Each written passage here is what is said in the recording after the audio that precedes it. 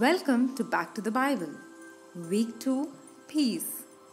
Day 9, Doubt has nothing to say. Collect yourself before God. I call upon you, for you will answer me, O God. Incline your ears to me. Hear my words. Wondrously show your steadfast love, O Savior of those who seek refuge from their adversaries at your right hand. Psalms chapter 17 verses 6 and 7.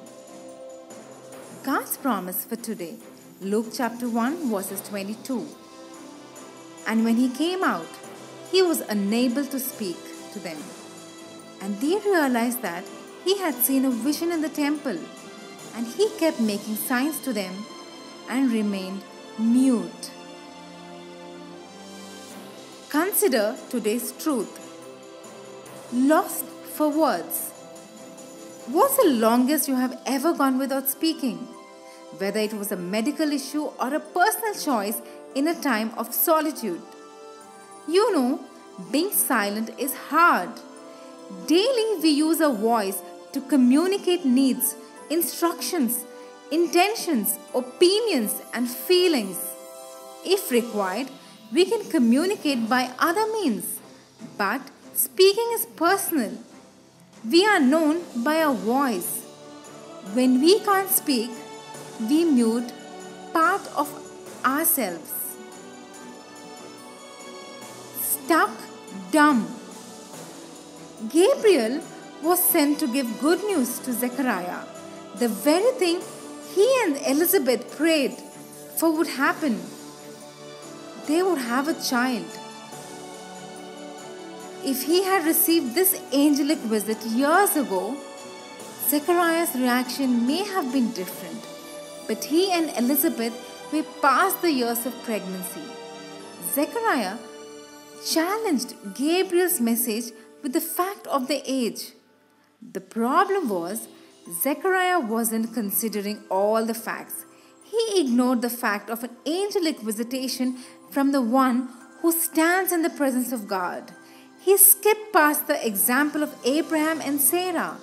He didn't consider where he was standing in the temple where God dwells. All he saw was years of nothing happening and the biological condition that refused to yield to his wishes. He heard the news, but he didn't believe it. In consequence, Gabriel took Zechariah's voice from him. He would not be able to speak until the promise of God was fulfilled. Can't bless, just shrug. Zechariah had a priestly duty to perform. He entered the temple to offer incense, symbolic of the prayers of God's people. He was there on their behalf. Once the incense was offered, he was to exit from temple and pronounce God's blessings upon them. He was to assure them that the prayers were heard and announce the priestly blessing. Numbers chapter 6 verses 24, 25 and 26.